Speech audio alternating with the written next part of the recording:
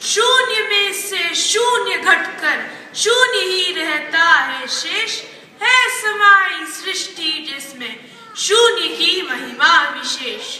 शून्य से होकर प्रकट सब शून्य में मिलता सदा, सब रहस्यों की धरा पर शून्य ही खिलता सदा।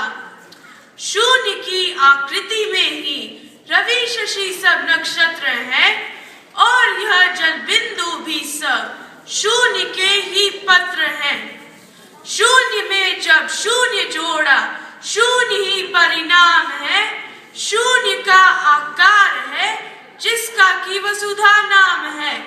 शून्य था सीपी के भीतर, शून्य से एक बूंद आई, बनकर मोती शून्य रूपा बूंद ने पहचान पाई। उसकी हर बूंद प्रातः करती मानव और इंगित, अहंकारी जीव तेरा शून्य से अस्तित्व निर्मित। कर गुना शून्य में शून्य, शून्य ही है शेष बचता, मानकर सिद्धांत इसको ईश भी है सृष्टि रचता। नीति नीति मुनि कहे गए सब, शून्य शाश्वत और सनातन, विश्व के निर्माण से भी शून्य का उद्भव पुरातन। है अंधेरा शून्य का गुण, शून्य उद्गम ज्योति का, शून्य हर पल दे रहा है ज्ञान ध्वनि के स्रोत का।